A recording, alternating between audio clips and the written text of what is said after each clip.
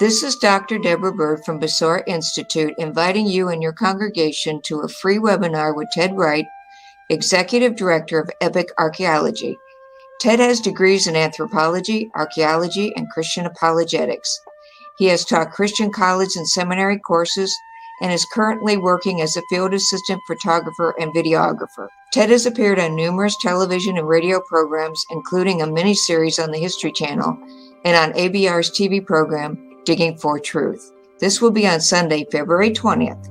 Check lambnetwork.tv for times in your area. We hope you can join us Sunday, February 20th for this exciting and informative webinar. See you then.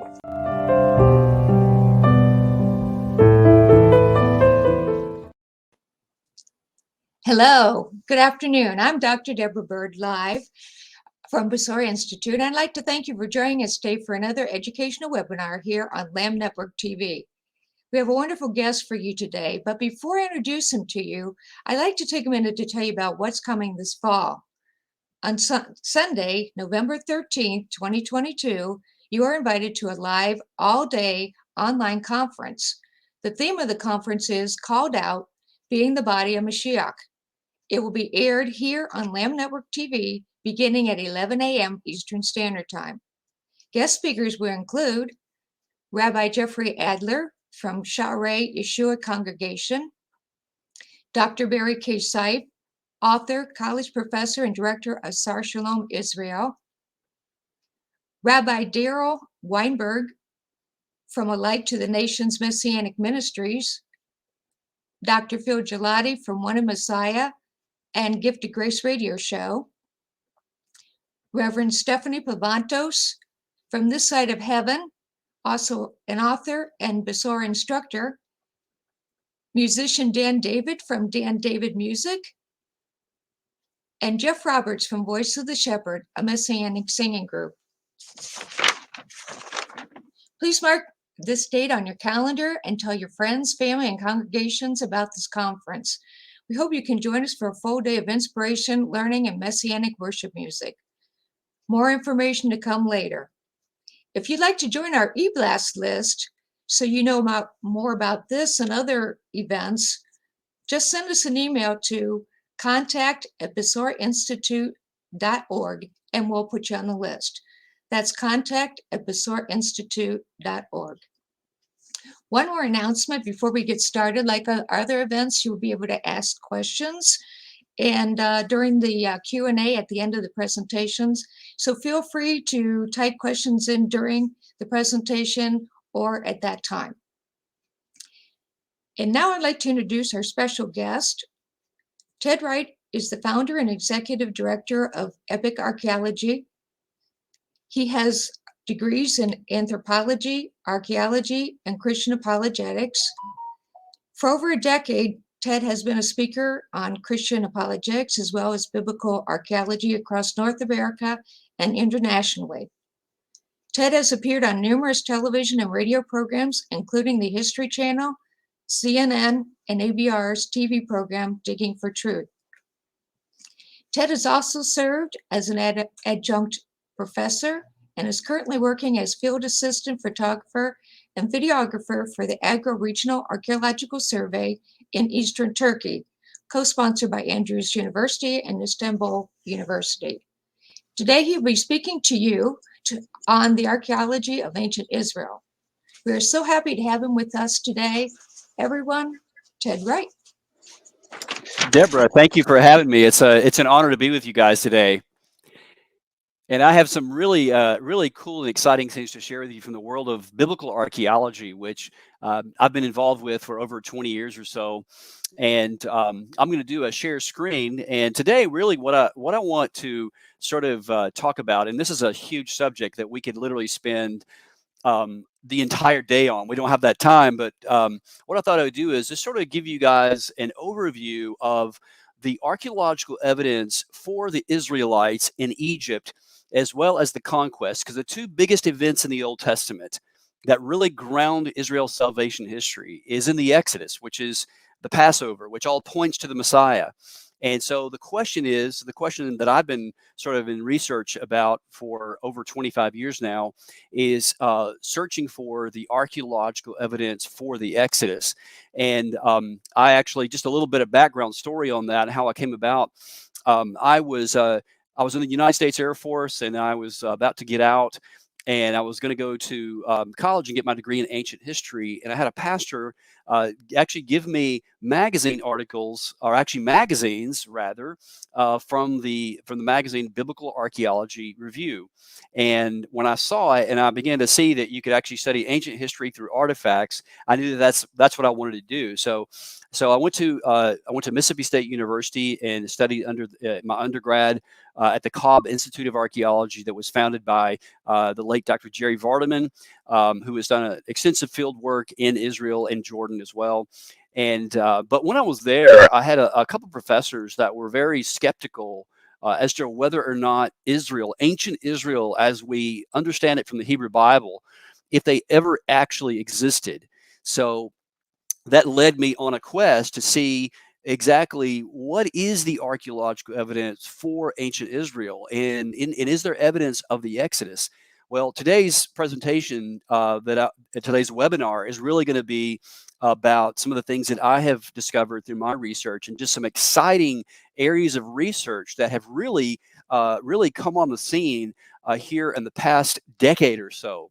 And let me just say that if you are a believer who believes in the Messiah and believes that God is going to keep his covenants with Israel and in ancient Israel, because we know this and believe this by faith, and there's great archaeological evidence in Israel of an ancient people. But the most important event, in my view, of ancient Israel is the Exodus and the conquest. It's no accident that, of course, as you guys know, because you obviously study this on a much deeper basis, that, of course, Jesus' Hebrew name is Yeshua, which literally means Joshua. So the Exodus and Conquest are critically important to understanding who Messiah is. And the question is, in the skeptical world that we live in, is there any evidence that the Exodus took place? And I'm here to say there is incredible evidence, and I'm going to share that with you now. So a moment here, I'm going to do a share screen, and we will get started. All right. So bear with me here, and let's see here. Where to go? Sorry about that. There we go. Let's do this and make sure everything is good. Okay. So the Exodus and Conquest, and hopefully you can see this, and if any of the producer, anybody, if you can't see it, let me know. Please chime in, let me know, and I will make the adjustments necessary. So the Exodus and Conquest, historical and archaeological evidence. Most people understand, if you talk to people today about the Exodus, most people will think about Cecil B. DeMille's movie, The Ten Commandments, starring Charlton Heston, and Yul Brynner, of course, starred as the Pharaoh, Ramses II. And in my view, from a film standpoint, is one of the greatest films in Hollywood history. It's just amazing. I think Yul Brynner was the absolute best Pharaoh as his portrayal of Ramses II. And that is, again, we're going to come back to this in a moment, but that is the big question: is exactly who was the Pharaoh of the Exodus, and we're going to talk about that here in a moment. A more recent film in the past few years was produced in Hollywood, starring Christian Bale, and it's called Gods and Kings. And it sort of portrayed the Exodus, and it was a very highly embellished version of the Exodus, and a lot of the elements from the scripture were taken out. So the question is, what's the fact and what's the fiction, and did it really happen? Is this something that the writers of the Hebrew scriptures made up? Did it actually happen? And so here, just to give you a quote here from current scholarship on this. This is a quote from a book called The Rise of Ancient Israel, published by the Biblical Archaeological Society by a scholar by the name of Baruch Halpern. he's talking here and comparing the Exodus with the Odyssey, Homer's Odyssey. And he says in both cases there is evidence of that particular process of oral transmission in which the story is renegotiated with each separate audience each time it is told. Each story reflects a healthy admixture of fancy with whatever is being recalled.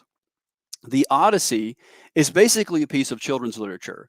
So, in its way, is the story of the Exodus. It is the historical myth of an entire people, the focal point, a focal point of national identity. The actual evidence concerning the Exodus resembles the evidence for a unicorn. And the reason why I wanted to share that quote with you guys is because I want you to see that when secular scholars look at the Exodus, they see no historical evidence for it whatsoever. But there is evidence, and the question is exactly where do we find it? So, there just to show you a list of some scholars today who reject the Exodus. Just a few names that may or may not mean anything to you: Thomas Thompson, Niels Peter Lemke. These two scholars are from Denmark. John Van Seters, Don Redford, Bill Deaver, now retired professor emeritus of archaeology from the University of Arizona. In various ways, they do reject the Old Testament. Deaver, not so much the monarchy under David and Solomon, but he is very highly suspect of a historical Exodus. And then, of course, a very famous archaeologist today that is very highly influential among archaeologists is an Israeli archaeologist who teaches at Tel Aviv University by the name of Israel Finkelstein. Believes that there is zero historical evidence for the Exodus whatsoever. Now, for those of you who are interested, you can go to my website, go to epicarchaeology.org, and you can actually click on the blog. And I actually debated Robert Price, who is a scholar who considers himself a Jesus mythicist. And we debated on the Unbelievable radio show with Justin Brierley on the historical Exodus. So you can check that out. Just go to our website, go to epicarchaeology.org, click on the blog, and then scroll down, and you can find the Exodus debate in which I debated with Bob Price on the historical Exodus, if you're interested in looking at that. So let's kind of start here with the emergence of ancient Israel and what people today, what scholars today view as the where did Israel come from? So now, again, just kind of hear me out here. So most of the people who are watching this, most of you guys, I know, I'm fairly certain, believe that the Hebrew Bible is absolutely correct. But secular scholars are very highly suspect of that. And of course, in the Hebrew Bible, we learn that the Israelites are descendants of Abraham of Mesopotamia, Abraham of Ur of the Chaldees, and then, of course, Abraham dwelt in the land of Canaan for a while, and then Isaac and Jacob. And of course, Jacob's sons then go to Egypt through Joseph, and they're there in Egypt for 430 years, and then they get out of Egypt through the Exodus, through God's miraculous deliverance from bondage in Egypt, and then they go into Canaan and they begin to conquer the land from the Canaanites. So most scholars, most secular scholars do not hold to that model. They hold to what I would call, this is what I label a non-conquest model of the rise or the emergence of ancient Israel. And the key here is emergence. Most of these, the connection is that basically people who begin to identify themselves as Israelites, they actually came from within the land itself. And they began to identify themselves as Yahweh worshipers. And so throughout history, the last century, in fact, the 20th century, several theories that have sort of emerged on the rise of ancient Israel. One is called the peaceful infiltration model that was proposed by a German scholar by the name of Albrecht Alt.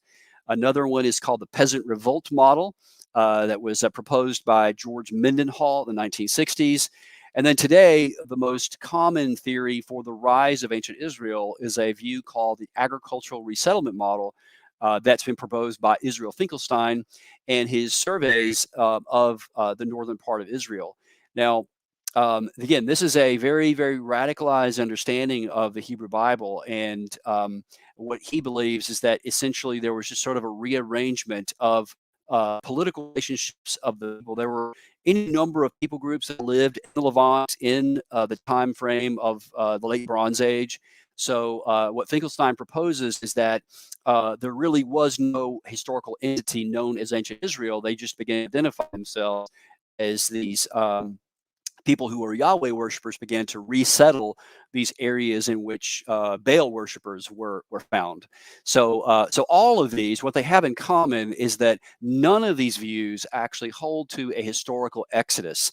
So for that reason, we have to reject those as being legitimate explanations for the rise of ancient Israel. The question is, I mean, it's one thing to say we believe in the scriptures, another thing to say, well, what's the evidence for it? So really, what it comes down to when you're looking at the Exodus, and this is what I've discovered, is it comes down to dating. It comes down to exactly when did it happen.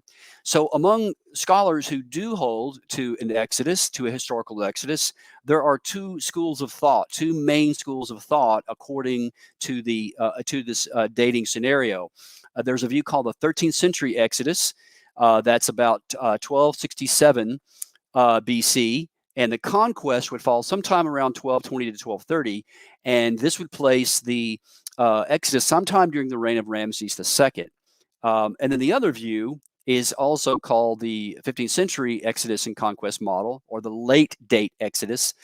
They also go by the early date, and the late date is on the top, the early date is on the bottom. So because it's BC. So 15th century BC, so approximately 1446 BC would be the time of the Exodus, and this would place the Exodus sometime during the reign of either Thutmose III or Amenhotep II. So those are our two options. So when we look at the dating options, there's a really great quote here that I like to give that sort of really helps pinpoint which of the two options is preferable for those of us who trust the Hebrew Scripture. Now, Hofmeyr himself is an Egyptologist and an evangelical archaeologist who holds to a late date, not an early date. But he says this, and I completely agree with him on this. He says that the events of the Exodus and Conquest stand or fall together, and he's exactly right. So what that means in English is that wherever we place the Exodus, whatever date we place the Exodus, then we should see 40 years after that, or approximately 40 years after that, some kind of conquest in the land of Israel. And when you carefully read the book of Joshua, what you discover is that there were only really three major cities that were burned according to the book of Joshua. And those three cities are Jericho, Ai, and Hatzor. And we'll talk about those in a moment. But so we can actually go to Israel and look to see if there's actual evidence in those time frames. And of course, as you can imagine, there is a lot of debate even over the interpretation of the excavations of those three sites, as would be expected. So this brings up again the point of chronology, and this is a very important part of pinpointing the exact date of the Exodus. Back in the 1950s, there was a scholar by the name of Edwin Thiel who wrote a book called The Mysterious Numbers of the Hebrew Kings. And in this book, Thiel reconciles the chronology of ancient Israel with the chronologies of the peoples of the ancient Near East, such as the Assyrians and the Babylonians and the Egyptians, and he reconciles the reigns of the kings of Israel and Judah with these other nations. The reason why that's important is because when you just straightforward read it, there's a lot of it's hard to reconstruct an exact chronology without a careful analysis of ancient history. And what Thiel discovered is that there were co-regencies of some of the Hebrew kings when you actually read the text. So he did a monumental amount of work in reconstructing Old Testament chronology, and so this really highlights this idea of chronology and how important it is. There are two other scholars today that I want to just bring to your mind here, bring to your attention. For those of you who are interested in this subject, there is actually three scholars. One is Jack Finnegan, who wrote a book called it is a Handbook of Biblical Chronology by Jack Finnegan, Finegan, Finnegan, Jack Finnegan. The other book is by Andrew Steinman, who teaches at a seminary up in Chicago. And I think it's called From Abraham to Paul, a book on biblical chronology. And then another scholar who publishes in articles on his website is Roger Young. So Roger Young, Andrew Steinman, and Jack Finnegan have got some really great resources on chronology and on reconstructing biblical chronology. So at the heart of the debate about the Exodus among evangelicals and even among secular scholars is the timing of it. When did it actually happen? This is important because in archaeology, we're trying to reconstruct an accurate picture of what took place in the past.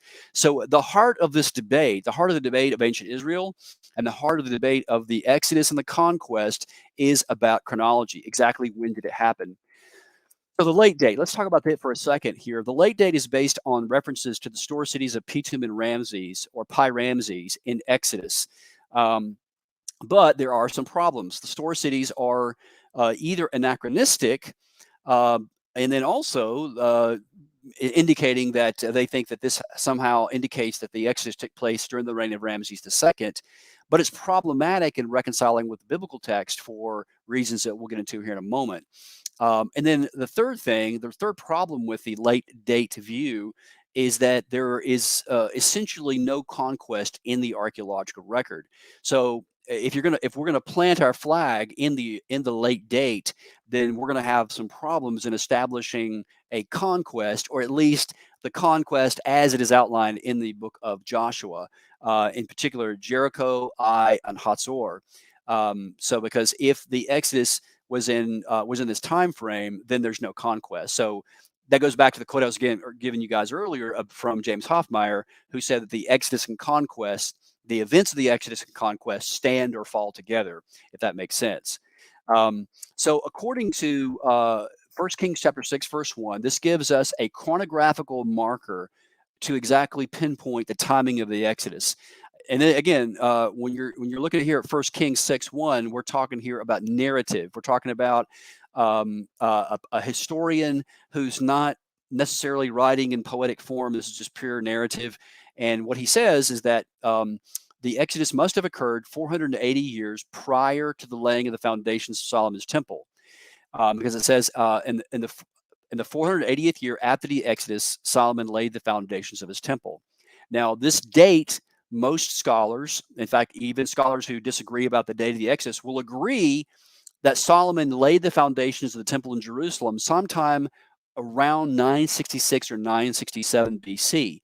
So when you do the math, if you take that number of 480 and you make that literal, you just reverse the clock back, that places the Exodus sometime in about 1446 BC. So when you look at the 1446 BC date, then that is going to place you in a particular about the middle range of the 18th dynasty of ancient Egypt. So to prefer an Exodus date of 1267, as the late date proponents would do, which would mean that you have to allegorize the 480 number, 80th year number referred to in 1 Kings 6:1, and there's really hermeneutically no real reason to allegorize that number, round that number off, but you can take it straight forward. Another indication of the 1446 date is the Jubilee cycles agree with the date, that they are completely independent of the 1 Kings 6:1 passage. The Jubilee dates are precise only if the priests began counting years when they entered the land in 1406 BC, and the reference there is in Leviticus 25. This is the work of my a good friend and colleague, Doug Petrovich, who we'll talk about here more in a moment. Some work he has done, some incredible work. So according to, and again, I'm kind of jumping ahead here because we have a lot to cover.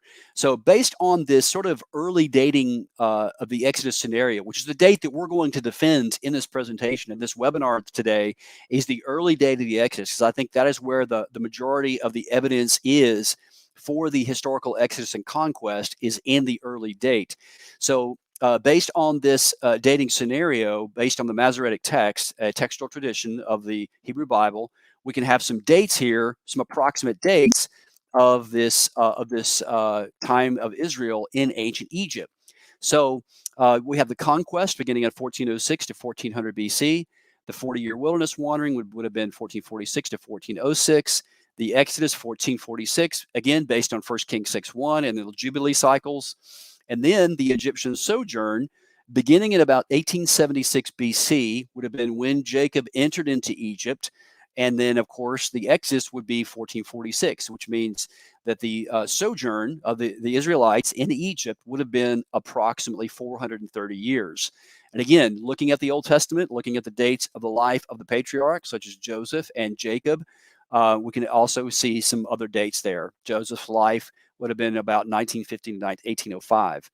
And then Jacob's life would have, again, if he lived 147 years, would have been 2006 to 1859. So pretty amazing stuff there. And there's no reason to take those dates as allegorical. So based on the evidence, Joseph went down into Egypt during the reign of a pharaoh by the name of Sesostris II. He would be known as the Abundance Pharaoh.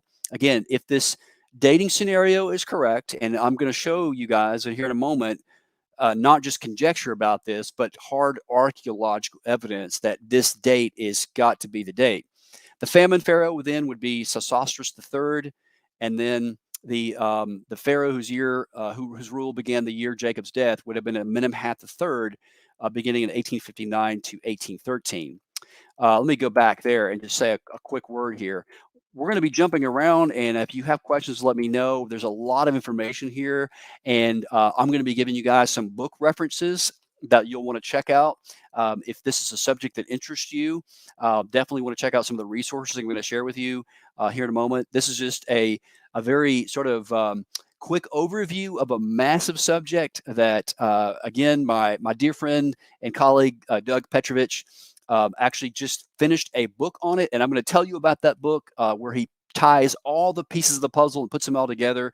So I'll tell you more about that book here in a moment, and you can order your own copy.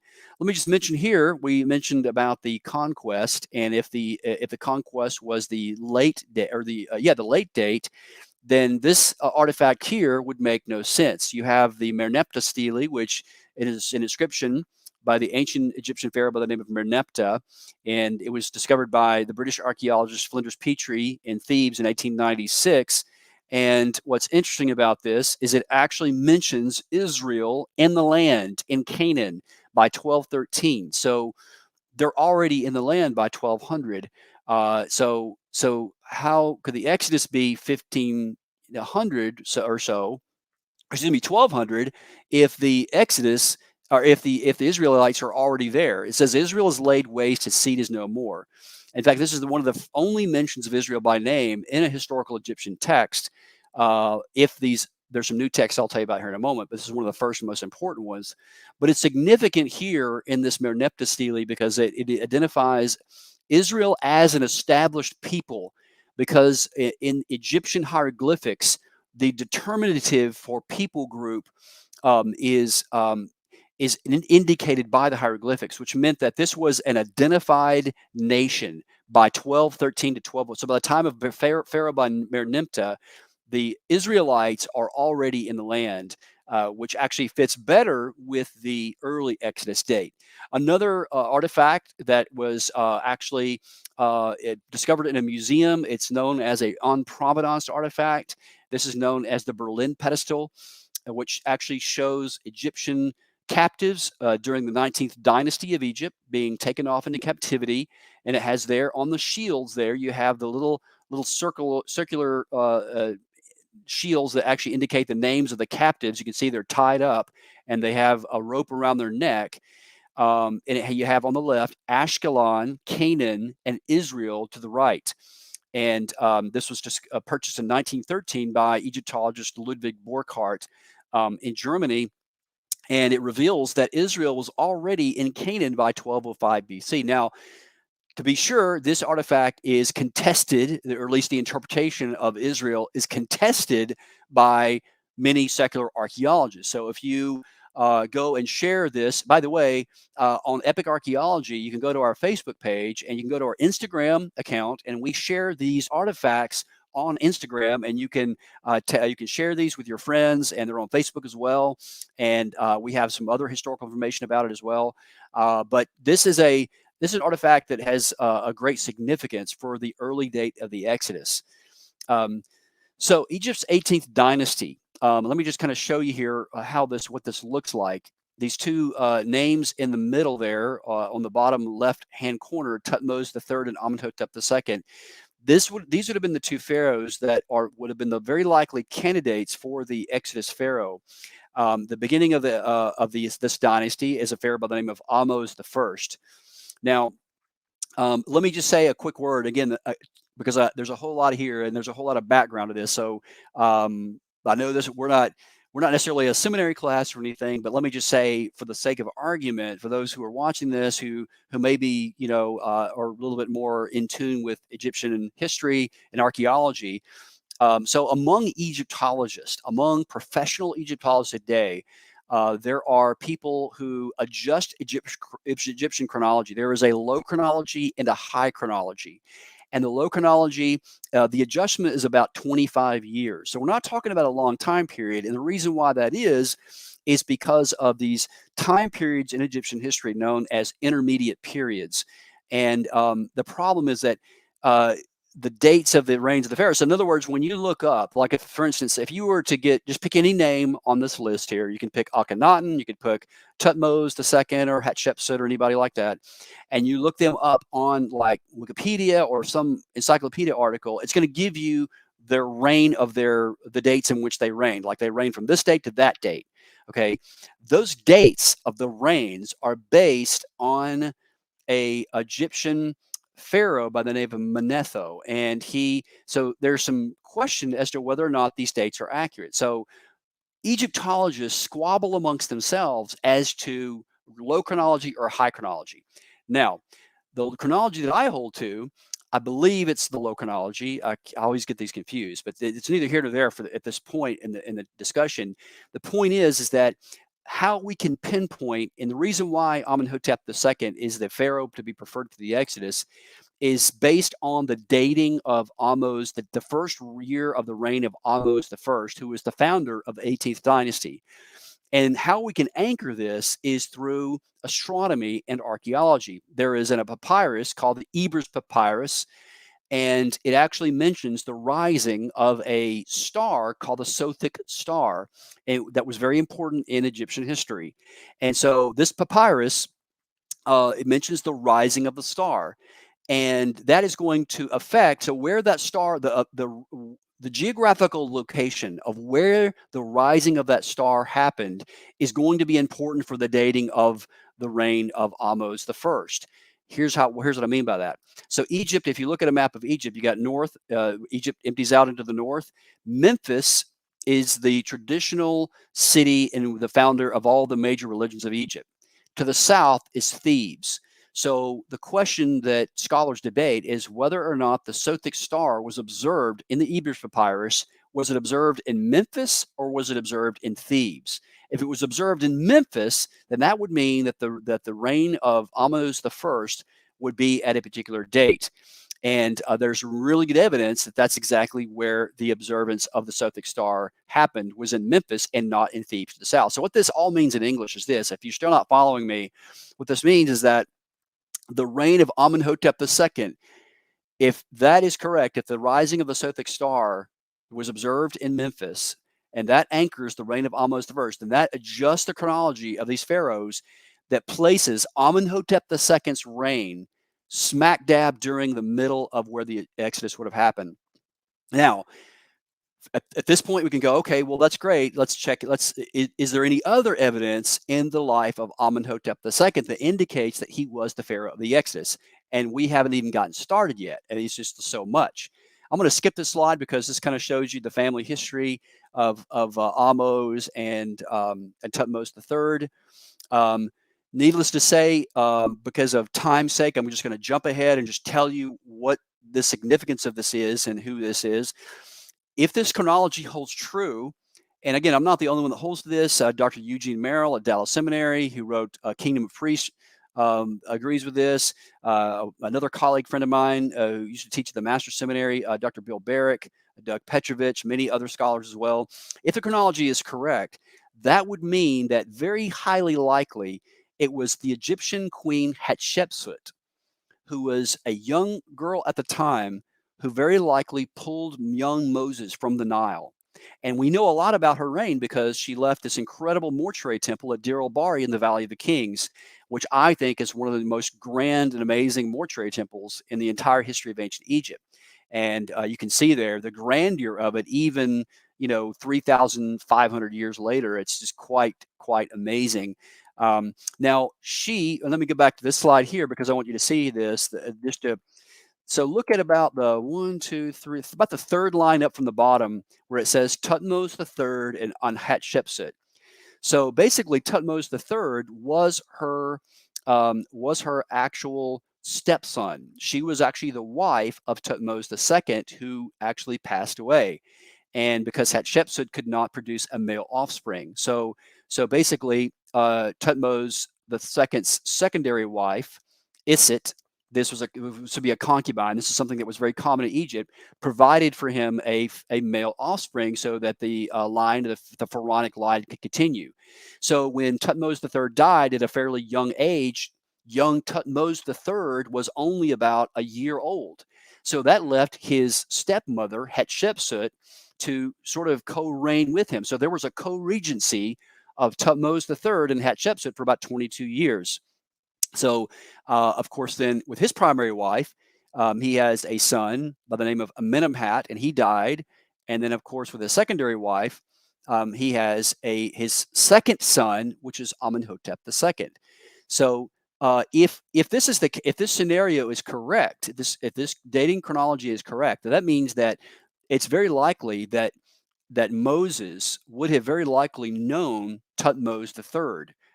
Moses would have been a couple of years older than him, but he would have certainly known about him. And this is going to figure up in a minute. So when Hatshepsut died, she was buried there in the Valley of the Kings. I'll come back to her here in a moment. You can actually see there when they co-reigned throughout ancient Egypt, they would actually present together.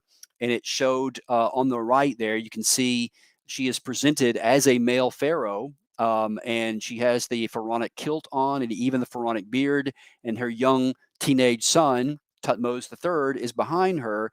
And when she dies and Tutmos III takes over as king, Egypt is literally at the height of its power. It is the superpower of that time frame. The only other power that can compete with ancient Egypt was a group to the north of Israel in Syria called the Mitanni, and we'll talk about those in a moment.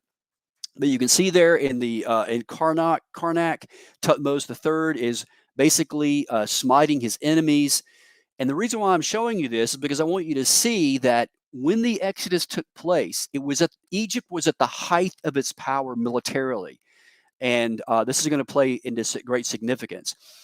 So about 2 years ago, I was actually in Istanbul and was sightseeing with some colleagues and came upon this obelisk. And this is actually the obelisk. This is the top part of the obelisk of Tutmos III, brought to Constantinople by the Byzantine Roman Emperor Theodosius I. In 390, he cut the obelisk in 3 pieces and placed it in the hippodrome, and it was at the end of the hippodrome in Constantinople, and it still stands today in Istanbul, Turkey, near Hagia Sophia. And it looks like it was carved yesterday, but it is quite remarkable. And there is yours truly standing there at the base of it, and you can see there. This is actually Byzantine. This is actually showing the Emperor Theodosius I and his court there at the base of the column, which would have been in Hippodrome in ancient Constantinople. So Tutmos III was raised by Hatshepsut, and the question was, did he know Moses?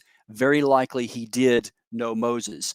Most scholars, most Egyptologists today consider that Tutmos III to be the Napoleon of ancient Egypt. He did multiple campaigns. I believe it was, if my memory serves me correctly, I'm just kind of going from memory here. I want to say I'm right. You can double check me on this, but he did at least 17 military campaigns into the Levant to procure slave labor for Egypt. And so he was going into Israel, he was going into Canaan, he was going into Lebanon and Syria to the north, and of course up into Anatolia, and bringing back slaves so that he could actually expand Egypt's power. This is his mummy.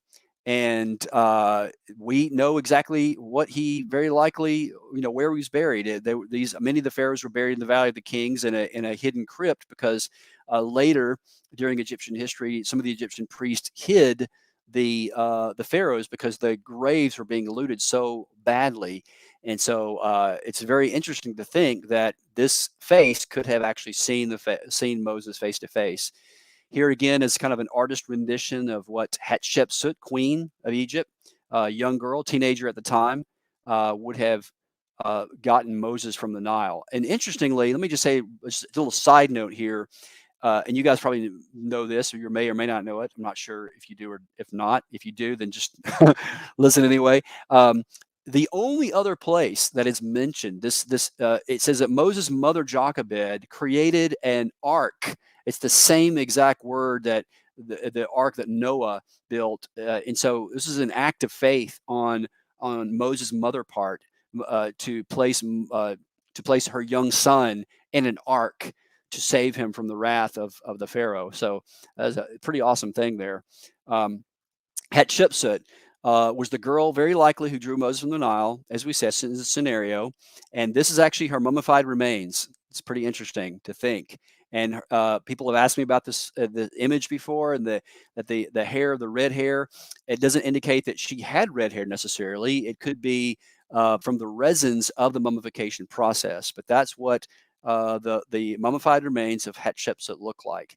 Now, let me say this about what happened after, either during the later reign of Thutmose II, or after Amenhotep II, his son. Her images were chiseled off of just about all of the monuments of Egypt. Why in the world would they do this? Why would the Egyptians chisel out the mother, the queen of Egypt? What motivation would they have had? Now, some scholars have said the reason why they did this was because her son, Thutmose III, sort of resented her as the mother, although there's no indication in any of his writings, in any of his inscriptions, that he had nothing but praise for her. But and you also have to understand too that in Egypt, your inscriptions, and especially your name, if your name was chiseled out, you were essentially, what they were doing was they were essentially taking her name off of eternity. And they're getting her, they're trying to kick her out of the Egyptian heaven, in a sense. They were canceling her. So cancel culture is not new. It's been around since the time of Moses. And they tried to cancel the woman who pulled Moses from the Nile. The reason why, we just jump to the chase here, we think they did this is because of the Exodus, because of the great calamity that happened in Egypt.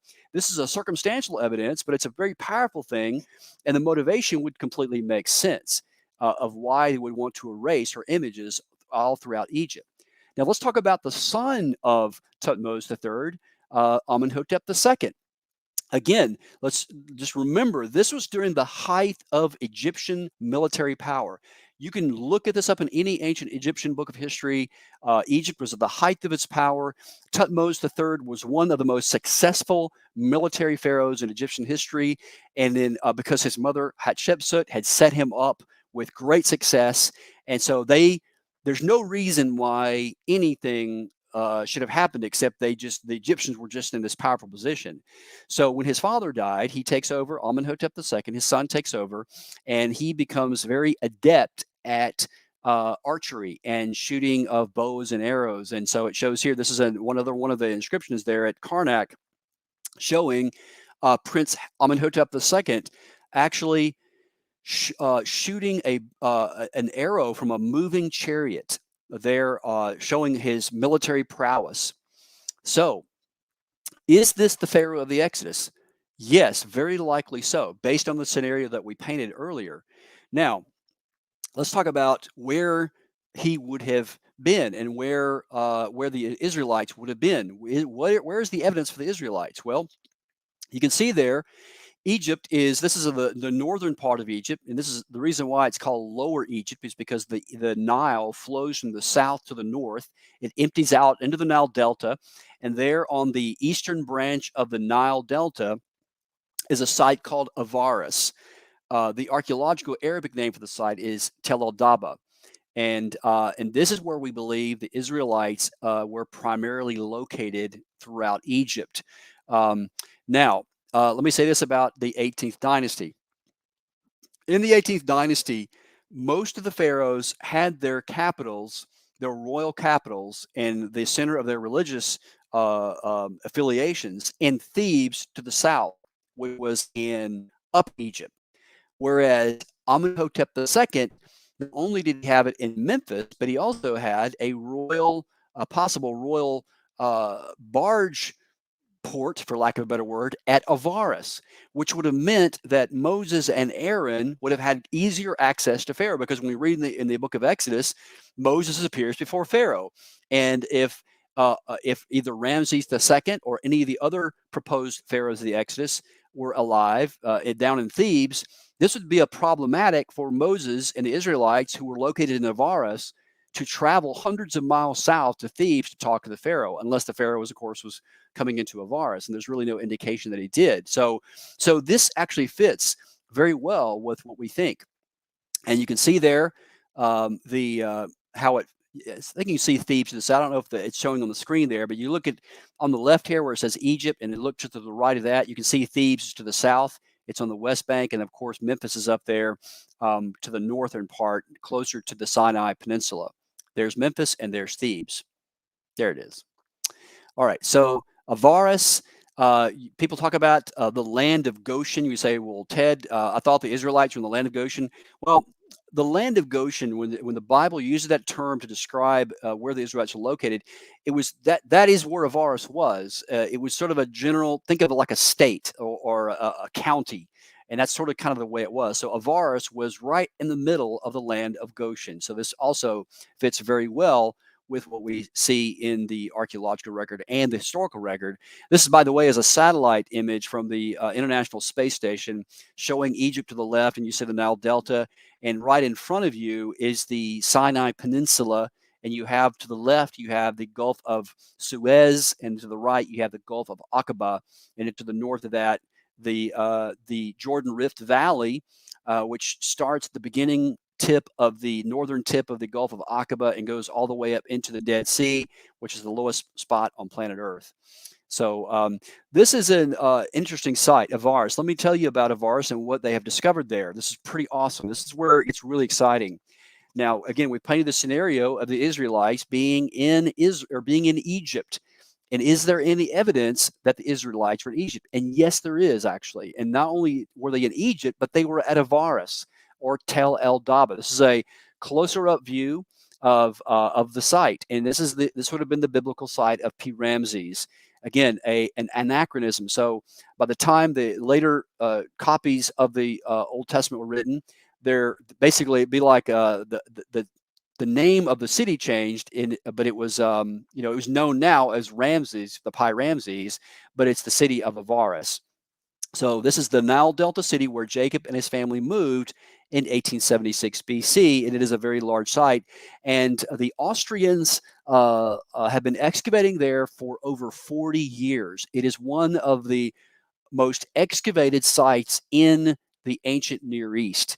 The only other site that I think has been excavated about the same time, or maybe a little bit longer, is a site in northern Israel called Tel Megiddo, which you guys, I'm sure, know about. Avaris, there is a photograph here from the Patterns of Evidence movie that you may have seen, the documentary that was produced by Tim Mahoney, who is a friend as well and a colleague. And I've talked with Tim, and we're working together on a couple of things. But this is a photograph from the excavation there. You can see how rich it is. And you think about Egypt, you think it might be a desert. But again, the Israelites were in the land of Goshen. And what they discovered there, what the Austrian archaeologists discovered there, is quite remarkable. They discovered something called the four-room house. So what we see in Israel is we see this four-roomed house. It shows up at Avaris. And then after the Exodus, this particular style of house moves from Egypt in the land of Avaris, or in the area of the city of Avaris, into Canaan and into Israel. And this is the indication of Israelite presence. But not only that, but there were bones that were just recovered that were sacrificial animal bones that were mentioned in the book of Exodus at the same time of the Israelites were there. So this is quite remarkable, and this is another four-roomed house found at Medinet Habu in Egypt. This is a really cool photograph sent by a friend of mine who is an archaeologist named David Graves, and he's standing right next to, this is very in close proximity in a work area near Tel El Daba, and what he's standing next to is a wall built with bricks made without straw. Bricks made without straw. So this, and the timing is exactly where we think it would be, and it's pretty awesome to think that this wall could have been built by the ancient Israelites, but the time is exactly right. So this is again a computer graphic of what of sort of the Avaris and the Ramses complex there. And what we see here is in this chart here, notice in the middle of the chart, about 1446, the site goes blank archaeologically. So not only do we have the presence of Semites or people who live in the Levant, Israelites, for lack of a better term, but we also have Egyptians, and they have workshops in which they are creating weapons like arrows and spears and bronze arrowheads and things like that. All of it in the year 1446 goes blank archaeologically, and it becomes a burial area where they're burying sheep, and it just becomes blank archaeologically in the year 1446. So what in the world would have caused this thriving city in the Eastern Nile Delta to go blank archaeologically? Well, that would be the Exodus, when God swept through and did his great miracles there in the 10 plagues. In the complex, now this is a statue that was discovered in this very, very large palace-like complex. There was no throne room, but this was a huge complex that actually had 12 pillars that supported the house. And there were, get this now, 11 smaller graves and then a larger grave shaped like a pyramid. And the larger grave in the little portico actually had a statue of this particular person who had an Asiatic sort of haircut, and there were chisel marks deliberately chiseled away by people living a long time ago, chiseled off of his face, and they tried to desecrate the image. Now, scholars that I've talked to are sort of torn over this, but they both agree that this is either Joseph, the patriarch Joseph, and his brothers that were buried there at Tel Daba, or it is Jacob. It's fascinating. There is an artist rendition of what the pyramid would have looked like, the burial, and he wasn't a pharaoh. He was somebody of very high importance. So this would have been, as we know in the scripture, that Joseph was the vizier, and he actually has a coat of many colors there wrapped around him, and you can see this from the paint from the what's left of the image. We know from historical sources, and of course the scripture tells us, that when the Exodus happened, Joseph was embalmed as in the manner of the Egyptians, and he was moved into the Promised Land. Several years ago, when I was in Israel doing an excavation, we took a trip over to the city of Nablus, which is in the West Bank, and Shechem, near Shechem, and this is the traditional site of the burial of Joseph. And this is one of the graves. We don't think he's there now, but we do believe that his body was laying there. It's actually revered, a site revered by both Muslims, Jews, and Christians. And so we actually got a rare opportunity to actually go inside and view this. It's called a cenotaph, technically, is where a commemorative tomb. So let me just, I know we're kind of running out of time here, and I want to give you guys some time for questions here, Q&A, but there's so much, like I said, there's so much to talk about, and it's so remarkable. But let me just mention here a couple of amazing new discoveries that have come out in the past 10 years. This is a book published several years ago by a friend and colleague, Doug Petrovich. It's called The World's Oldest Alphabet, Hebrew as the Language of the Proto-Continental Script. And it's published by Carta in Jerusalem. In fact, it went out of print because it sold out, and it just went, and it's very expensive, by the way. And you can get a copy on Carta in Jerusalem. And what Petrovich has discovered, what he thinks he's discovered, and I think he's right. Again, I'm not a linguist, but there are these inscriptions found in the Sinai Peninsula called the Proto-Sinaitic Inscriptions. These are found on these things called stela, which are, think about giant tombstones, and it is in a language that is an alphabetic script.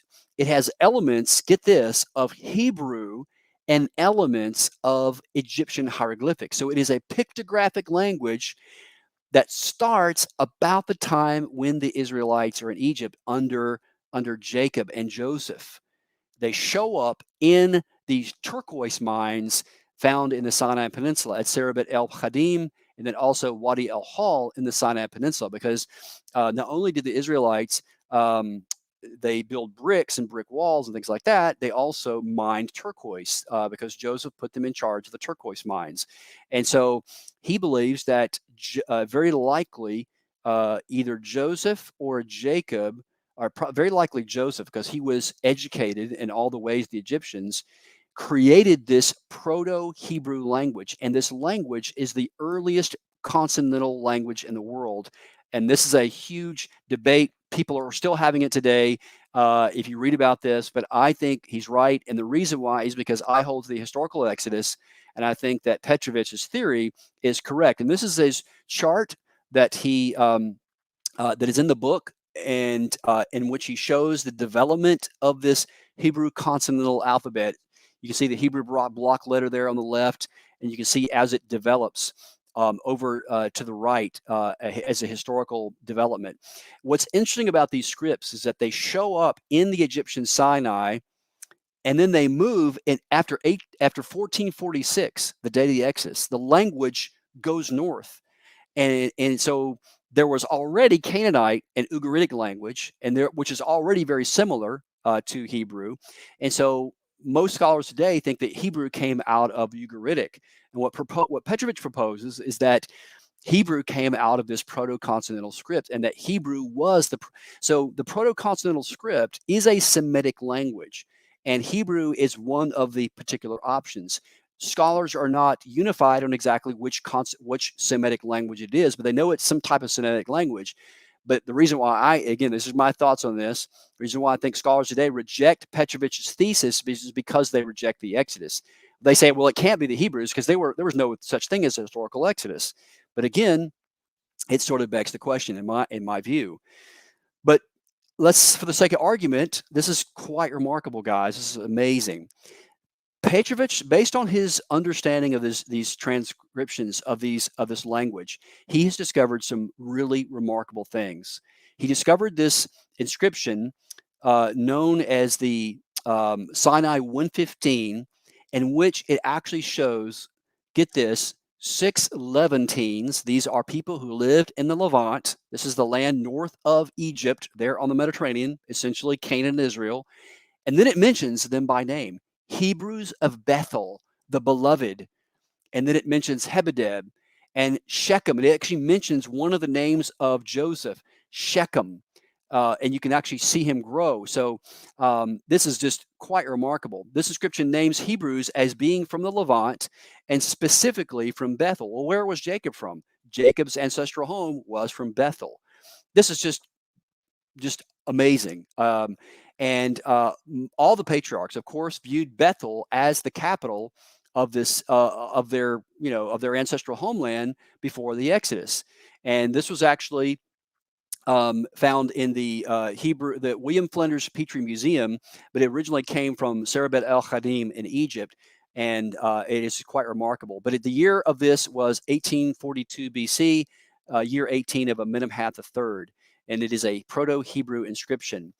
The most remarkable one, guys, is this one here. This is known as Sinai. What is that? I can't find the name of it right here. It's the Moses inscription. It's found here on the bottom there. It says there, our bound servitude had lingered. Moses then provoked astonishment. It is the year of astonishment because of the lady. Sinai 361. That's what it is. And so what it's saying is that these people who were going down and mining turquoise in the Sinai Peninsula, every year that they go down, they're recording something about their history, something about their, path and what they're doing. And in this inscription here, get this now, the inscription dates, the time frame is 1842 to 1446 BC. But again, Moses are bound servitude. In other words, they were bound up, they were enslaved, it had lingered on, and then Moses came and provoked astonishment, which means that there were some great miracles that were done under Moses. So this is just awesome. But again, this is not accepted by many scholars because they want to debate whether or not the Exodus happened, and the reason why they reject Petrovich's understanding is because they reject the Exodus. Some of them reject it on linguistic grounds and say that it makes no sense, but I think it is a perfectly legitimate proposal.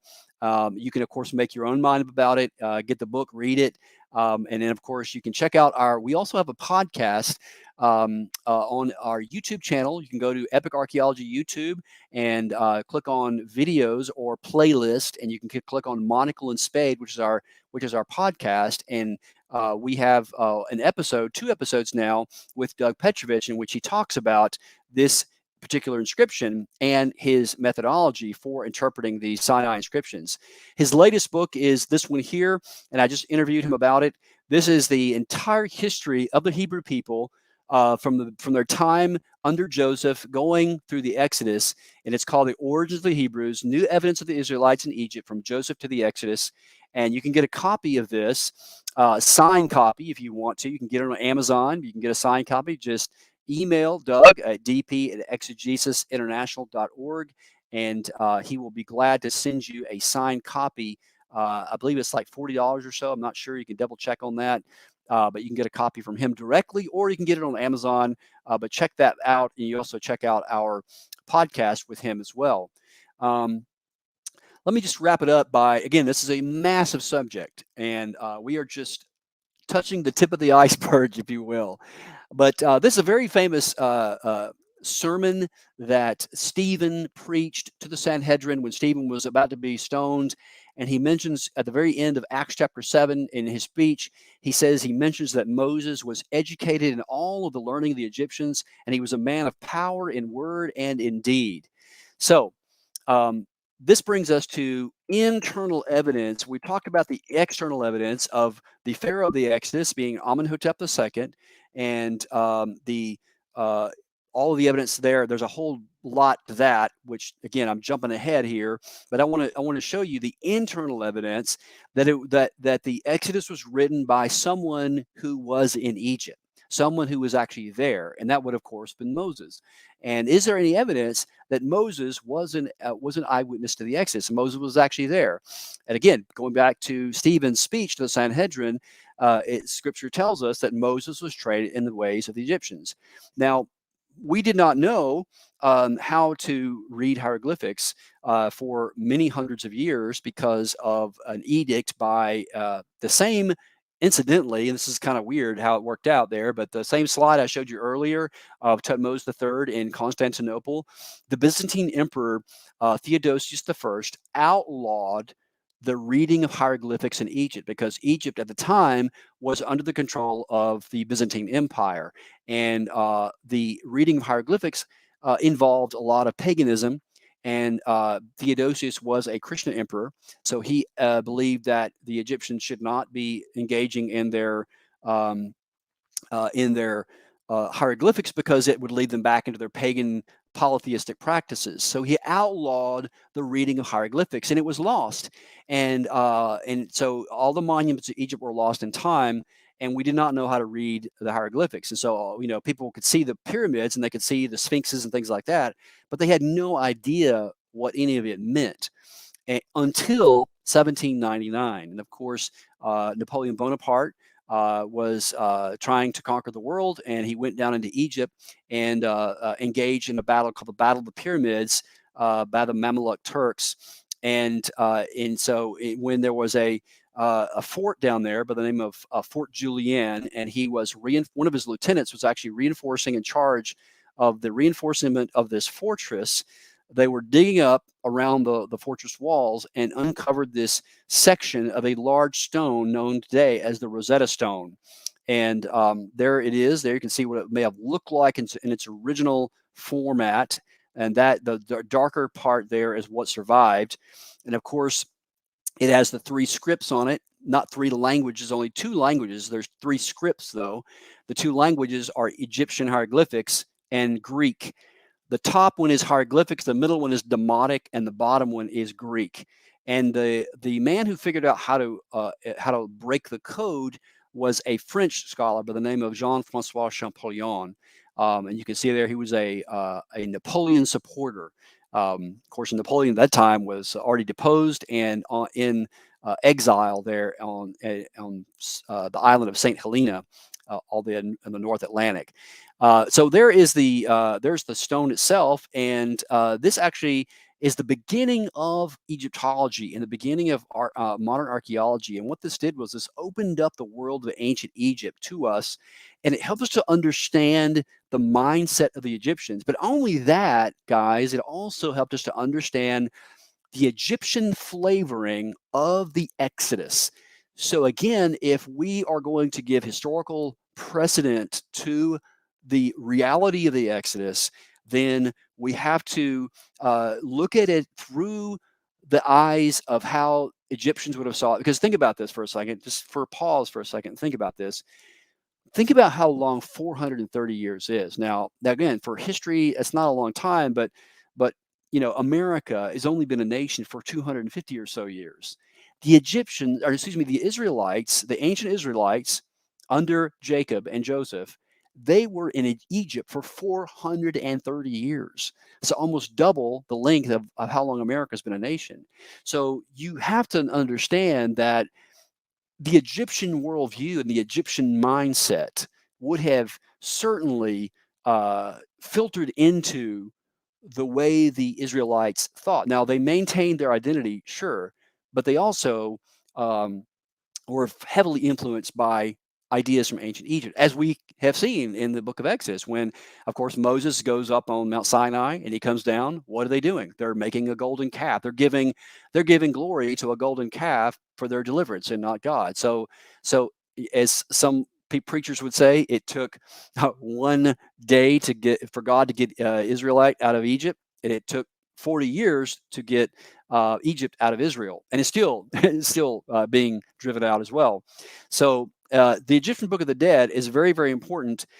The technical name for this book, by the way, this is actually a misnaming of it. It's the German name. The Germans translated it is called the Totenbuch in German, but the actual Egyptian name of this book is called the Book of Going Forth by Day. And this is from a papyrus known as the Papyrus of Ani. And I want to show you something really cool. Another great book I'll recommend later is this book here by John Currid called Against the Gods. But this idea about polemical theology, the biblical writers, the use by biblical writers of the thought forms and stories that were common in the ancient Near East, while filling them with radically new meaning. So in other words, what we think Moses is doing is that he's trying to show through the Exodus that the things that were done in Egypt were war against the Egyptian gods. Basically, God showing the Israelites as well as the Egyptians that he is the true God. The Egyptians' gods had no power. It was Yahweh that had the true power. Now, let me show you this. This is from the Egyptian Book of the Dead here. You can see there on the left, the heart, and on the right, the little feather thing called Ma'at. And this is a great, great illustration of the polemical theology. So throughout Exodus 7, 8, and 9, we read about the plagues, the 10 plagues. And of course, throughout the plague narratives, the scripture says, and Pharaoh hardened his heart, Pharaoh hardened his heart, Pharaoh hardened his heart. So again, you read this in the English and you're like, okay, yeah, that's he's just being hard-headed. And it's true. But now that we know the Egyptian flavoring of this brings even more significance to it, because what we now understand through the Egyptian Book of the Dead is that the heart, when the Pharaoh died, the heart was going to be weighed in the scale balances, and the gods are going to judge the heart. And you can see there on this papyrus, you have Anubis weighing the heart. The heart is on the left, Ma'at is on the right. Well, what is Ma'at? Great question. I'm glad you asked. Ma'at is this idea of order, cosmic order, or uprightness, or everything has to go right. Everything has to go smoothly. And the idea is lightness. It's light as a feather. Justice, truth, being honest, being ethical, being morally upright. That is what Ma'at. And the Pharaoh, as the representative of Horus, he was to represent. He was a representative of the gods to the people. He was literally the son of God, and interestingly, the shepherd of his people. Because whenever you see a image of a pharaoh, there is a crook and a flail. And interestingly, God sends his shepherd, Moses, to confront the shepherd of Egypt. And there's a lot of polemical, there's a lot of war stuff going. The imagery here is of warfare, that God is the one who's the true God. And this Egyptian flavoring really comes out when you look at this. And in fact, when you look at the text of the plagues, the indication in the Hebrew is that the heart is getting heavier and heavier and heavier. And the point being is that what Moses is trying to point out is that the heart is, Pharaoh, that you should let our people go because your heart is going to be weighed in the scale balances. And of course, he finally relents when the death of the firstborn comes. And so this is a great indication of the affirmation of the polemical theology discovered in ancient Egypt. And there's a kind of a closer picture of it. Pharaoh hardened his heart. See a little closer picture there, just to kind of show you how this breaks down. To the left of the photograph, you can see the Pharaoh bowing down with his wife, and they are observing this scene that's going to take place in the afterlife. And you can see there the little thing kneeling down in the middle on the balance. That's Anubis. He is the one who's going to be in charge of the weighing of the heart. The creature on the right, the god on the right, is Thoth, who is the god of scribes and learning. And he's going to record, he's getting ready to record what the thing for, what the scale is going to reveal. And if the heart is heavy and it outweighs the heart, then it would be thrown into the mouth of this crocodile god who's going to consume the heart, and the Pharaoh would then be condemned in the afterlife. So this is very important, and not only was this important in the afterlife, one of the things that we discovered throughout ancient Egypt are these scarabs. And what's the deal with the scarab? The scarab was there to protect the heart. And we find this wrapped in the mummies of the pharaohs, and not only the pharaohs, but also the common people as well. But these scarabs would actually have a little spell or a prayer from the Egyptian Book of the Dead in order to protect the heart in the afterlife. Not only were there heart scarabs, there were also heart amulets. And the heart amulet was also wrapped and worn as a necklace to keep the heart supple and soft and light. Again, another great illustration of how archaeology illuminates the text. Not only does it affirm the text and tell us that this event actually took place, there is historical evidence, and the archaeology actually backs it up, and archaeology supports it. Another really cool illustration of this is the serpent motif. When Moses goes before Pharaoh and Aaron, and he tells him to throw the staff down, what does the staff turn into? It turns into a serpent, turns into a snake. Well, it turns out the snake is one of the most important gods of ancient Egypt, the bronze serpent, the brazen serpent. And you can see here on the crown of King Tut there, discovered by Howard Carter in 1923-24.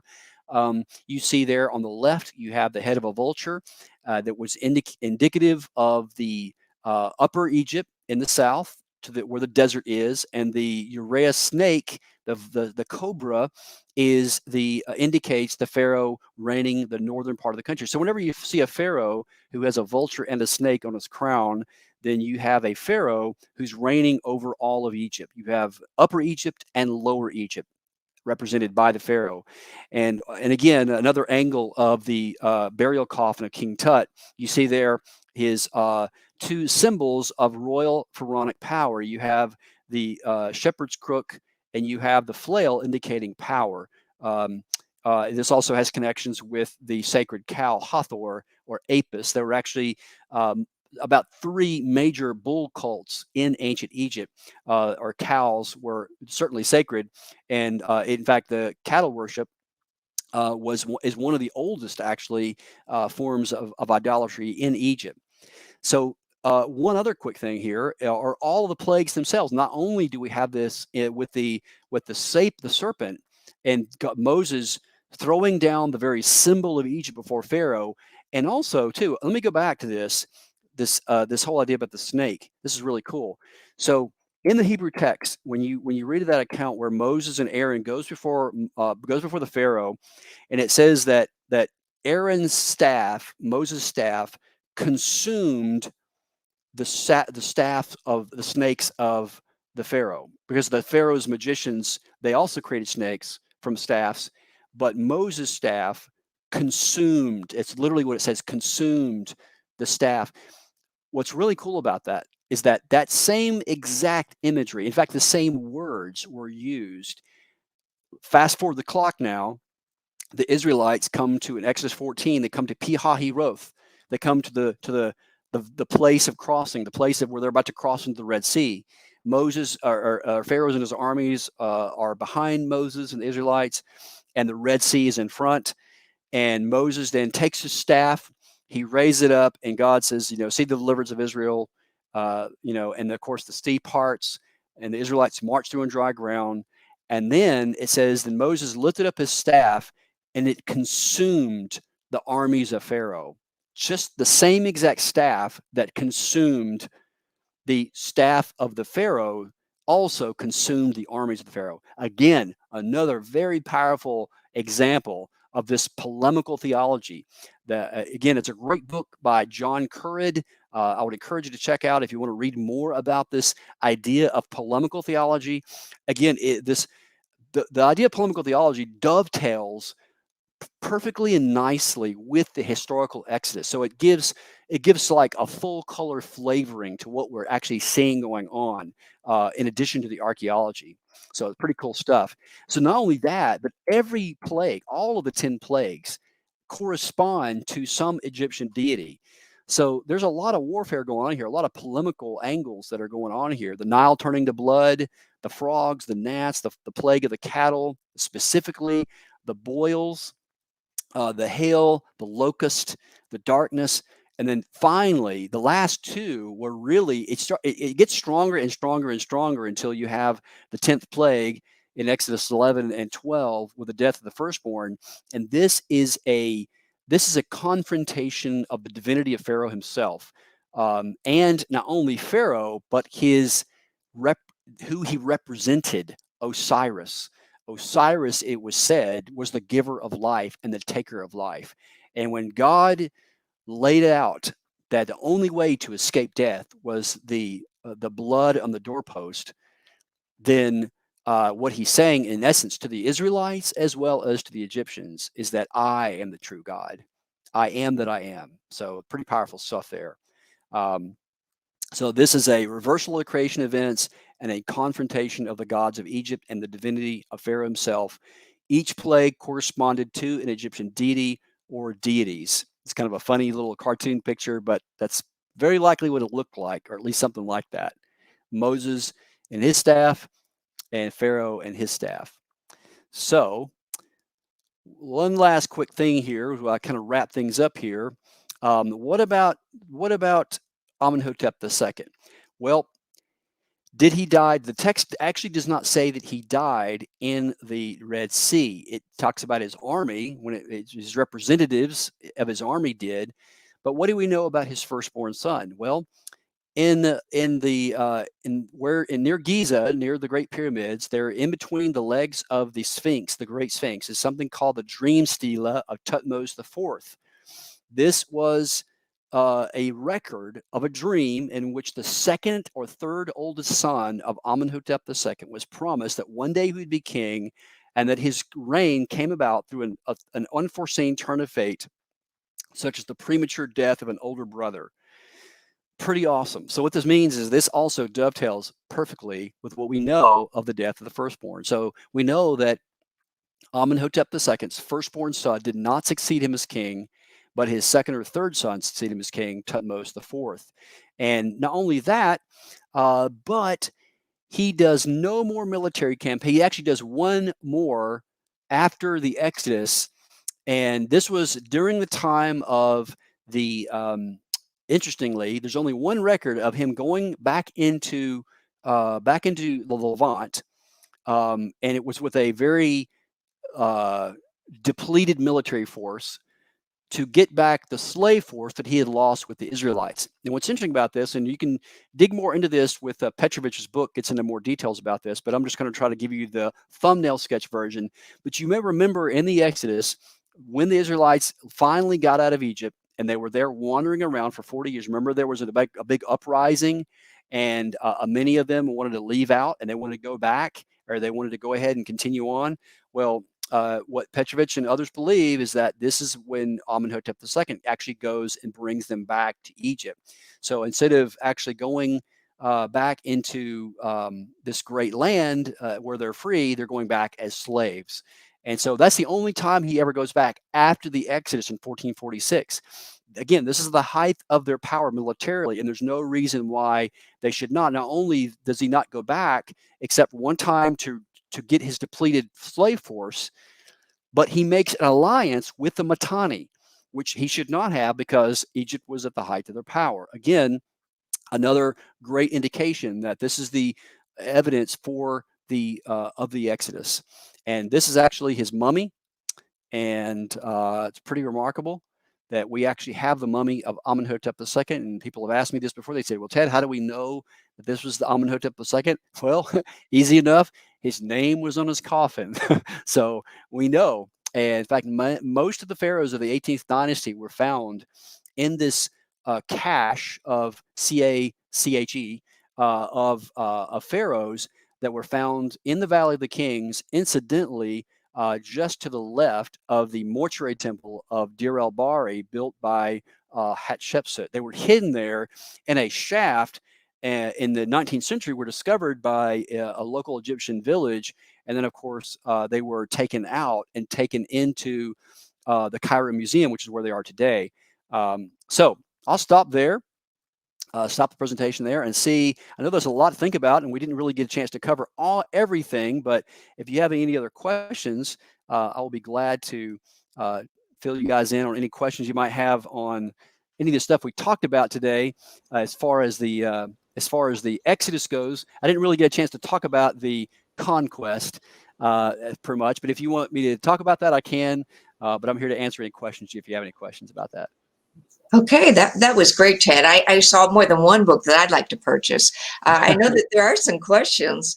One of them I know they were asking about a bibliography. Do you have one that people can find someplace?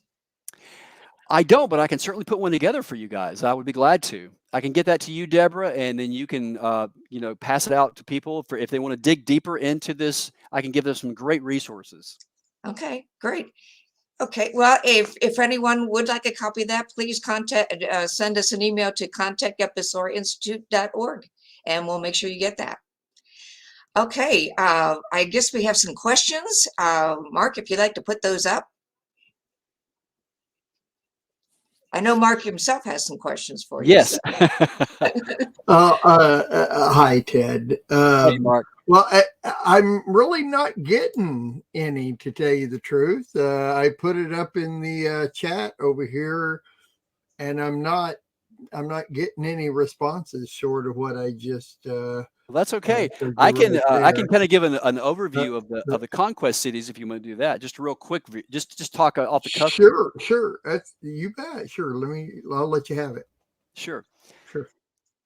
So the conquest. Let me just say, just kind of shooting from the cuff here.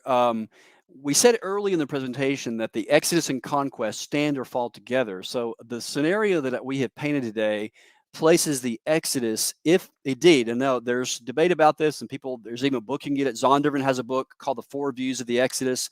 You can check that out. It's the Zondervan Counterpoint series, in which you have the early view, the late date view, and there's another view, and they go back and forth discussing the pros and cons of each view. So you can check that out. It's Zondervan, Four Views of the Exodus, I think. So you can check that out.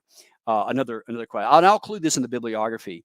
But the view that I have defended, and the view that I think where the best evidence is actually in the early day of the Exodus. And as we have said before, there's a connection between the Exodus and the conquest. And I actually have excavated in one of those cities. According to the book of Joshua, there were 3 cities in the conquest. There were Jericho, Ai, and Hatzor. And Jericho, let me just basically throw out Jericho here, because it's a point of debate even today among evangelical scholars and scholars who defend the Exodus. And that Jericho was excavated in the 1930s by John Garstang, who was a British archaeologist under the auspices of the Oriental Institute at the University of Chicago. And when he excavated there, before that, by the way, he actually the site was excavated by the Germans, Germans archaeologists by the name of Selin and Watzinger. And what they discovered is that Jericho was a double fortified city in the late Bronze Age. This has been about the time of the conquest, which matches the biblical description that it was a well fortified city, and that's why the Israelites had to march around it 7 times. And so what Selin and Watzinger discovered in their excavations in the late 19th century is that not only was it a double wall city, but it was a casemate wall. And what I mean by a casemate wall is that in the outer wall of Jericho was actually a double walled structure in which there were people who could live along buildings outside the wall. So that means that, of course, Rahab, of course, hid the spies of Joshua along the wall, and he actually escaped out of the city through a window on the wall. So there were actually the German archaeologists excavating there actually did discover in that time frame the walls that actually faced outside the city, that had windows facing outside the wall. And there was a revetment wall at the base of it that was about 15 feet high or so, and then another 15, 20 feet high was the wall. So it was a very impregnable fortress, and then inside of that, there was another fortress as well. So when Garstang excavated it in City 4 of Jericho, he discovered that there was a certain part of the wall that had been breached, and the wall was breached, and there was the stones, the bricks that actually stood upright had literally fell down and formed a ramp up into the city of Jericho. And in that layer, in the late Bronze Age, City 4 of Jericho, what Garstang discovered was the entire city was burned and nothing was taken. Nothing was taken in the city. And that matches exactly what we find in the book of Joshua. The Israelites were told not to take anything from the city. And what another interesting fact about that is that when you read the Hebrew account in Joshua, it says literally when God says, when you march around the city and make a loud shout, and the walls of the city will fall beneath themselves. Now, how does a wall fall beneath itself? Well, there's that revetment wall, and then there's the top wall. Well, when the bricks fall down, they're literally falling down beneath themselves. So literally, the scripture is right to the finest detail. It's exactly right as it describes the fall of Jericho. And so this city was burned. There is charred bricks, and the grain was still in the jars. They found charred grain. Well, about 20 years or later, a British archaeologist named Kathleen Kenyon comes along to Jericho, and she essentially says that John Garstang's dating of Jericho was actually incorrect, and that it was actually much later. And so essentially what she did was she took away the conquest through reinterpreting some of the archaeological artifacts. But the problem with that is that there is a particular kind of pottery that when you find this kind of pottery, this definitively dates the layers to that time frame. And what I'm talking about is something called Cypriot Bichrome pottery. And Garstang, he discovered this locally made Cypriot pottery, which positively identifies the destruction layer of Jericho with the conquest. Kathleen Kenyon doesn't mention any of the Cypriot pottery in her excavation report, in which it was actually in a different part of the city. And so therefore, she says it can't be late Bronze Age. But this is contested by many of us today, archaeologists and scholars, Old Testament scholars, who think that that Garstang was correct, and that there is indeed evidence of a conquest in 1446, exactly as the scripture states. So again, if you were to watch a documentary on the fall of Jericho, what you're probably going to hear 9 times out of 10 by scholars is that there's no evidence that there was a conquest, because Kathleen Kenyon says this, and it was the Egyptians, not the problem with that even is the Egyptians were not even in a powerful position to conquer that area at the time. So so it doesn't really fit. But the conquest of Jericho fits very well. The second city that the Israelites destroyed was Ai. Many people say Ai, but I'm told by my colleagues in Israel, the Hebrew scholars, that it's pronounced I. And Ai, we believe, is located in the West Bank near the city of Ramallah. And in 2014, I was privileged to be a part of the excavation team working along the late Bronze Age Canaanite wall. And there is indeed evidence exactly. In fact, one of my friends and colleagues at ABR, Dr. Bryant Wood, and his colleague, I forget his name off the top of my head right now, literally discovered the geographical and archaeological requirements for Ai. And as they carefully looked at the scripture, Gary Beyer, that's his name, he's another colleague, they actually discovered, I believe it was, I want to say it was 12 or 15 requirements for the site of Ai. There were, and by the way, there were about 2 or 3 candidates for Ai. So in other words, at Tel could have been Ai. There's a couple other sites, like Kerbet and Nissa could be Ai, a couple other sites, but only one site fits the biblical requirements to a T, and that site is Kerbet El Makader, which is found in the West Bank, and that's the site where we excavated. And in 2013, we found a scarab, get this, a scarab from the reign of Thutmose III, which means that some Israelite, who very likely got that from Egypt when they, of course, the Israelites left with a lot of stuff from Egypt, it probably fell out of his pocket during the conquest of Ai. Because why would it be in this destruction layer of Ai in the late Bronze Age? And also, it's burned as well, exactly as the city of Jericho was burned. One other quick thing. There's so many. There's actually 12, and it fits all 12 requirements to a T. One of them, to me, that was the sort of the smoking gun identification for Ai as being one of the conquest cities, was that the north, the gate of the city pointed north, and Ai does that perfectly because it was a classic ambush. Basically, what Joshua did was he split up his forces. He had a second part of his force down in the valley below, and in the northern facing gate of Ai, that was facing a very tall mountain. He actually, as he had his army up there, and he says he flashed his sword, waved his sword, said kind of like, "Hey, come get me!" And so the king of Ai opened up the gate, and the army ran out of the city, left the gate wide open. And when he let the gate open, the second part of the Israelite forces were in the valley. They came up down from the valley, entered into the city of Ai, and burned it. And it is exactly what has been discovered. Exactly. So this is pretty awesome. I mean, we know this by faith, but now we have archaeological evidence that it actually happened. So, and then the third city was Hatzor, and that site has also been discovered and excavated by Israeli archaeologist Yigael Yadin. And there's a very interesting, peculiar twist to the identification of Hatzor. It has been positively identified. There is a destruction layer in the late Bronze Age consistent with Israelite conquest.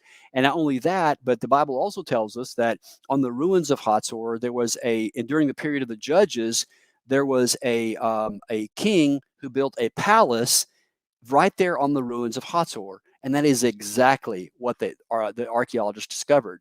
There on the ruins, during the time of the Judges, in the late Bronze Age, early Iron Age, you find this palace of King Eglon. So again, the archaeology matches very well. The Exodus and Conquest have to fit together. And so again, if you're going to plant your flag in a particular date of the Exodus, you have to have the conquest cities have to match as well. So hopefully that's given you enough information, and I'm looking forward to maybe getting any questions. If you do have any questions, you can email me later at ted@epicarchaeology.org. I'll be glad to answer any questions you have, and for sure. Okay, looks like we do have a question here. Is this dispute about the literal Exodus and leaving slavery very important to many passages and concepts in the New Testament? Oh yes, absolutely. I mean, the New Testament is, I mean, it overshadows the New Testament. I mean, the New Testament, Christ died on Passover, and the whole idea about slavery to sin, it's all analogous. In fact, the Old Testament foreshadows Christ in type and prophecy, and all of it points to Christ and our slavery to sin and slavery to the world and things like that. But the literal Exodus is very important. Christ and the apostles, all the Jews believed it was literal.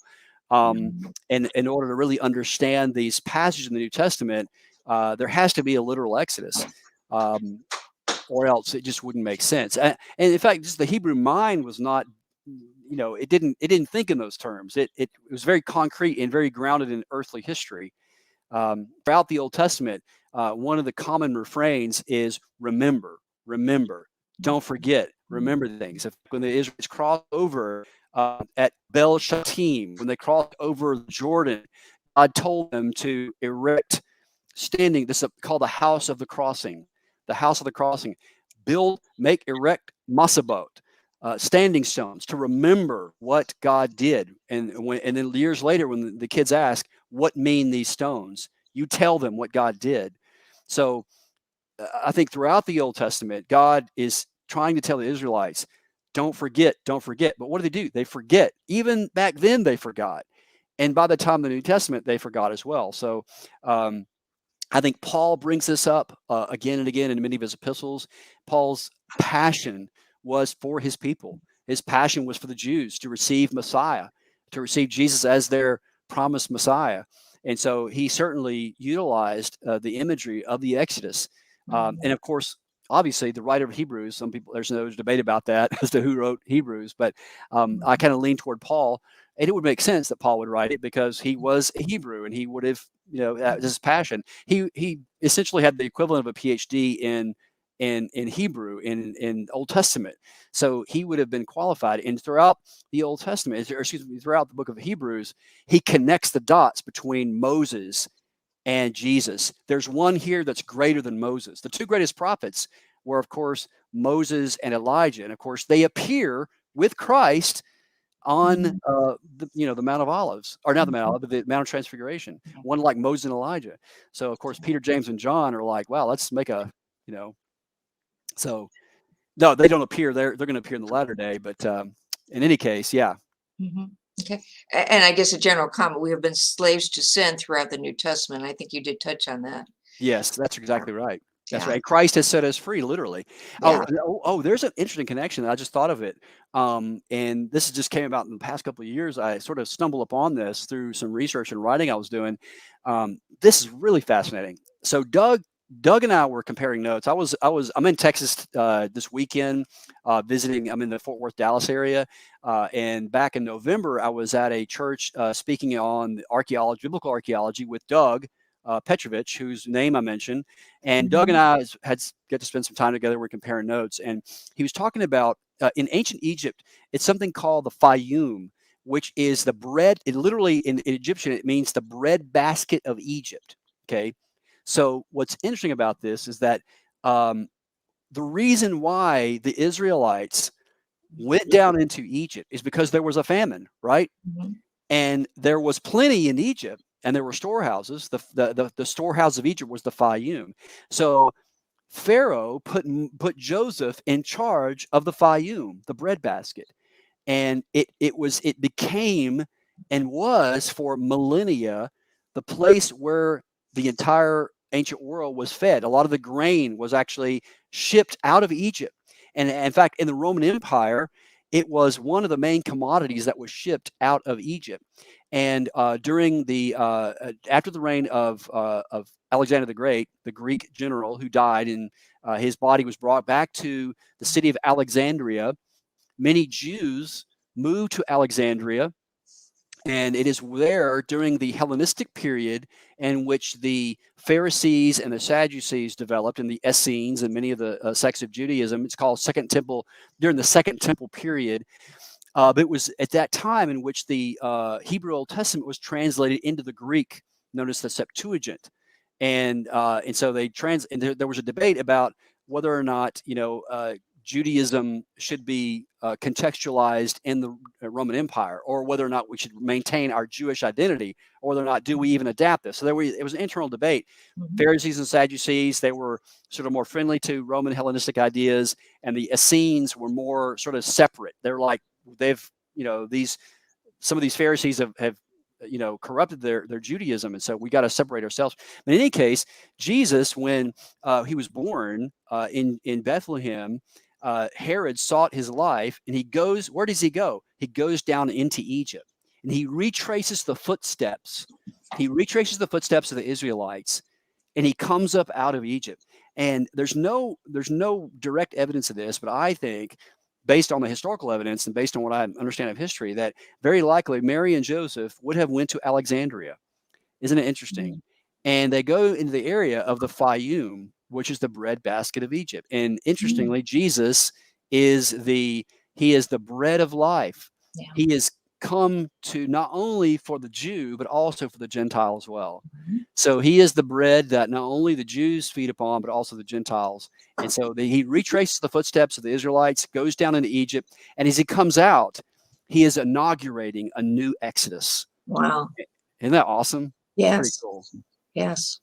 And not only but the Exodus is the shadow. Jesus is the real thing. Jesus is the true Moses. He is the true deliverer who's going to deliver us through the waters of death and deliver us into the promised land. It's pretty cool stuff. Yes. Great comments. Yes. Yeah. I don't see any more questions. Mark, did you want to come back on with a couple questions?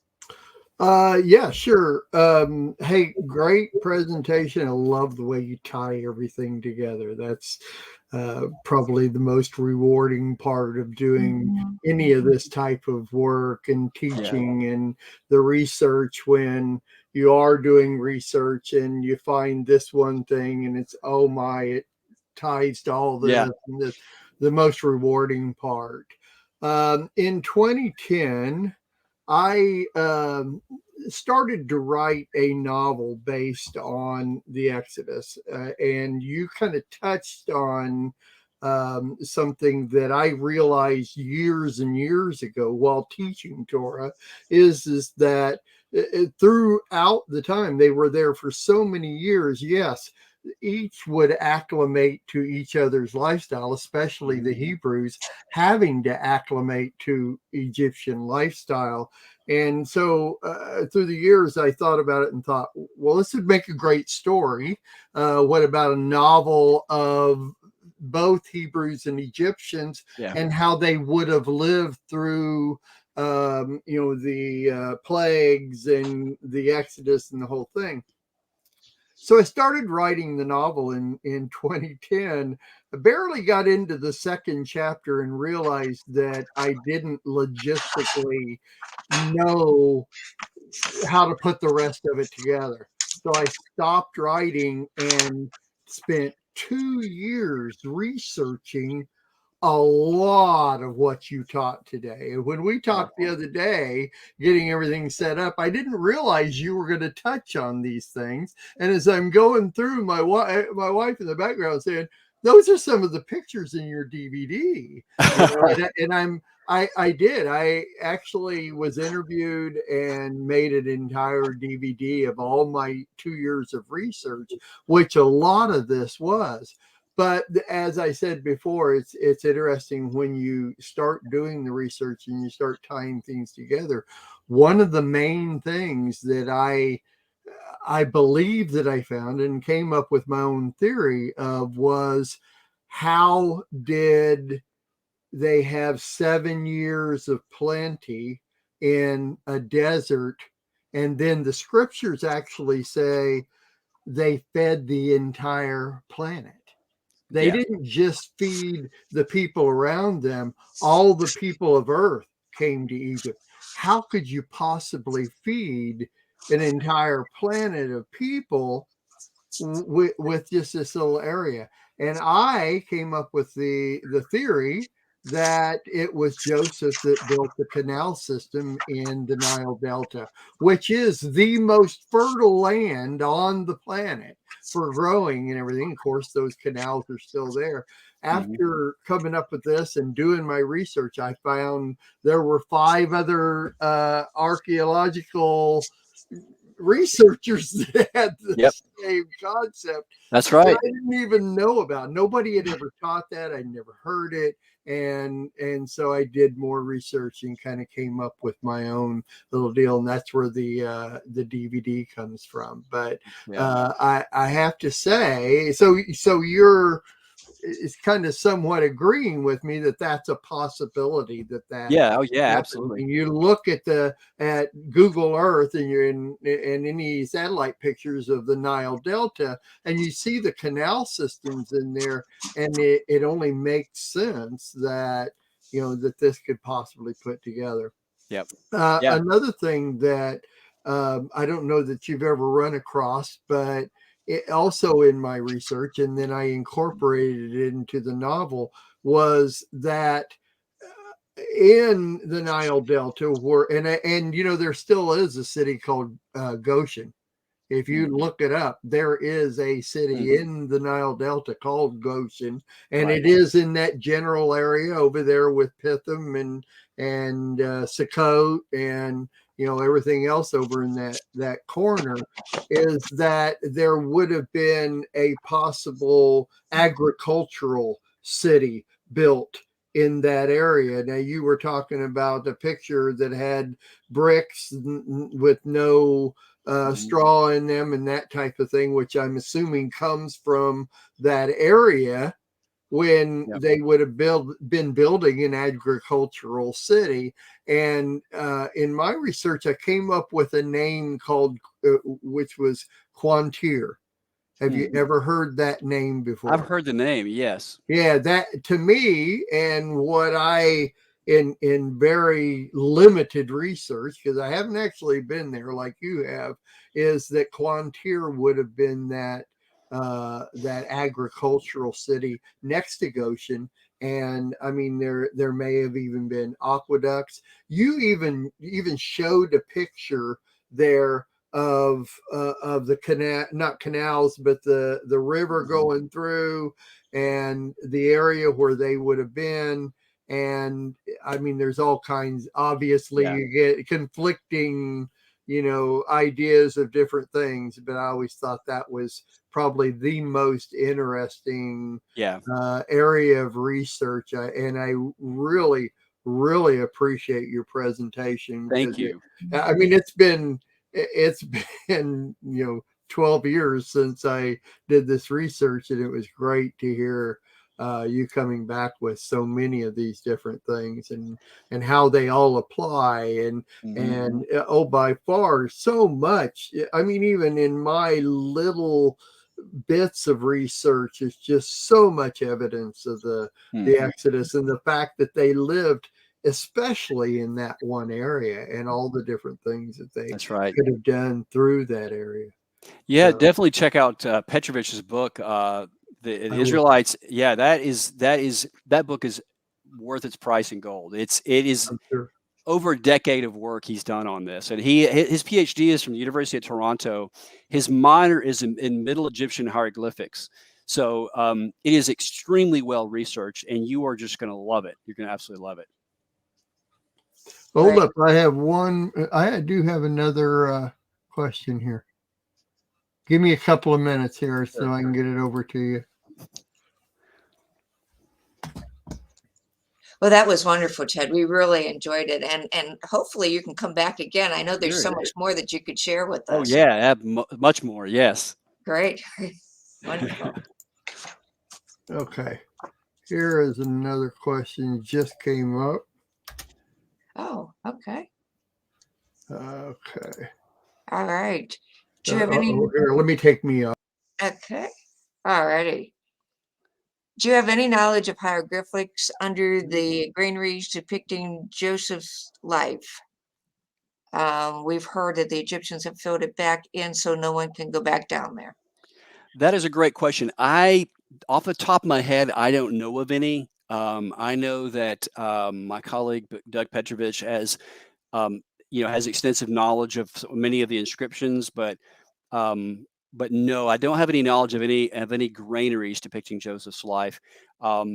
He has, if you look at our podcast on Epic Archaeology YouTube, the latest podcast is with Doug Petrovich, and he gets into the Joseph and his Egyptian name, and what he would very likely where he was buried was next to a pharaoh and a smaller pyramid, and that the archaeologists who excavated there actually there's some inscriptional evidence that does talk about Joseph and what his job was, and I know that that was part of his job. So there may be some inscriptions that are connected with that. As far as any particular granaries that are mentioned, there may be. I'll have to ask Doug that. He may know of some specific granaries, but I do know that that the archaeologists that were excavating there, with the pyramid where he believes that Joseph was buried, as the vizier, the second in command, basically in charge of all of Egypt, except Pharaoh himself. He would have been basically the general manager of the entire country. And anyway, what the archaeologists say is that the tomb was raided in ancient times, and the body was taken out. So it was taken out thousands of years ago, which we know that the Israelites took Joseph's body as his request out of Egypt and into the Promised Land. But to answer your question, the short answer is no. I don't have any knowledge of any granary. I'm not to say that there's not. Let me say this too, for many people who, it's a lot of Christians are getting very excited about archaeology and the Old Testament and Scripture, and I'm with you as well. But just be careful when you're doing your research.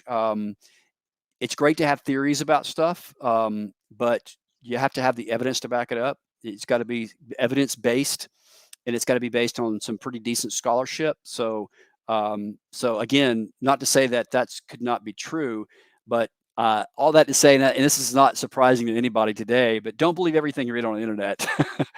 Because all I'm saying is that sometimes you'll come across some pretty outlandish things that you hear, and you're like, wow, they found this. Well, I have an article actually on our website called, it's about internet archaeology and how you kind of how to sort of filter through some of the things you read about from the Old Testament standpoint. So yeah, but hopefully that answers your question. Okay. There's an additional comment. It says they were under the ones that Joseph built. I don't know.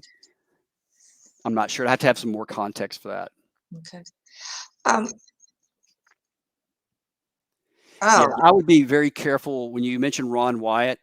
Be very careful when you mention him, because he's a match when it comes to professional art, even evangelical conservative archaeologists. He's not a trained archaeologist. His scholarship, some of the things he's discovered, it's hit or miss. So I'm real skeptical when I hear Ron Wyatt, to be honest with you. Just to be honest. Yep.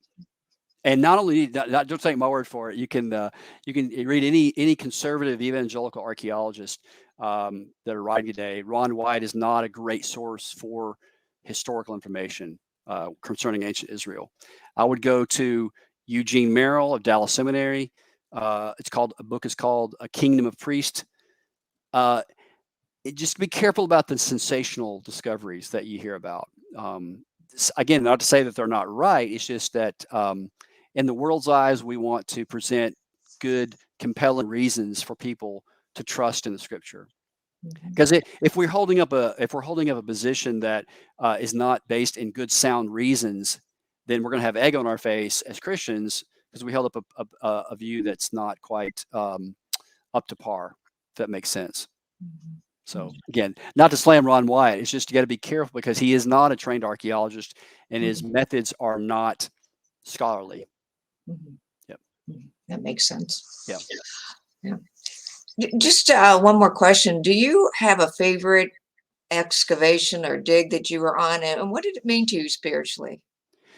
Oh yeah. Well, yes, the site that I mentioned, Khirbet el Maqater, which is interesting because of where it was located. It was in, I mentioned the West Bank. So Israel is broken up into 3 security zones, A, B, and C.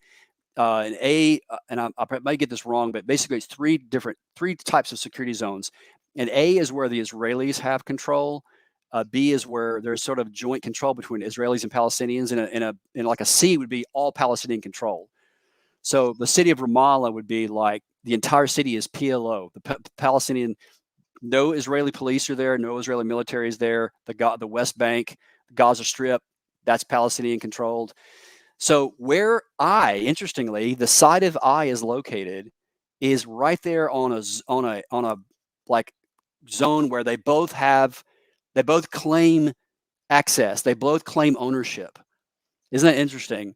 That 3,000 years later, we're excavating at a site that still has relevance today. And I'm thinking that, isn't it interesting that nobody in the world today recognizes Israel's right to the land as God gave it to them, as God promised it to them. And that's the debate. Did God promise them the land? And we had a lot of Jewish, Israeli, secular, religious, all across the board visit our site. But yes, the site is interesting because not only is it, I believe, the site of Ai, but also there is some very good evidence that not only is the site of Ai, it was also the site where Abraham erected an altar. It was at a site between Bethel and in Jerusalem at the site of Ai. And there is the top part of the hill. On the top part of that hill, there is a Byzantine church. That's where the site gets its name. At Khirbet El Maqader, it's where they believe that they created incense or created wine, or imported wine for people going up to Jerusalem. So to be there, it all came together for me spiritually, and understanding that we are still in this great drama of history in which people are questioning, did God really mean what he said when he promised the Israelites to give them the land? And as a Gentile, I am grafted into the faith of through the faith of Abraham, and through my faith, I'm grafted into God's promises to the Hebrew people. So it's just amazing, and it's so cool to think of the fact that we live in an exciting time. And it was greatly significant to actually be there and have my hands on the ground and to see it come out of the ground. Okay. I see one more question. It says, did you know about the thin red line from the Keyhole satellite during the first Gulf War? I'm not familiar with that. Yeah. Okay. The thin red line. Just not ringing a bell. Sorry. Yeah, I'm not sure what they were referencing either. Yeah. Okay. All righty. Do you have any final comments? No, thank you guys for watching, and you can follow us on Facebook and also on YouTube, and we're also on Instagram as well. So thank you guys for watching, and God bless you. Thank you so much for being here. Really enjoyed it. Thank you, Deborah. This was recorded, so if you want to watch it again or share it with somebody, it will be available via the Video Lamp Network tomorrow. Just want to say a couple of things. Thank you, of course, for watching our webinar. We plan to offer more free webinars in the coming months, but we could use your help. Please prayerfully consider helping financially with our webinars and other projects. You can do so by going to our website and clicking on Donating to the Institute, or you can go directly to Besorah Institute / Donating to the Institute, or you can mail your checks to Besorah Institute, P.O. Box 278, Twinsburg, Ohio 44087. Your generous donations help make it possible to continue to bless others. Our thanks to Lamb Network for producing this program this afternoon. If you're not familiar with Lamb Network, please come back and visit some of the regular programming here. I know they'd all love to see you tune in. Besorah Institute loves to be a part of the Lamb Network family, and you will too. And now may the Lord bless and keep you until we meet again.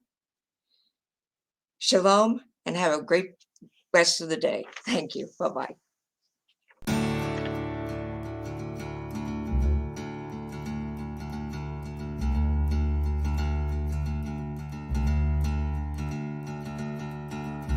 And we try to promote the mishpoka, the family type atmosphere too, that we care about each other. If something happened and, well, maybe you have to take a week or two to get an assignment, and that's okay. We're going to work with you. We want to get you through for instance, one of our students is a pastor, and he talks about he's able to share information now to his congregation, and he puts that information in his sermon. So we're excited about that.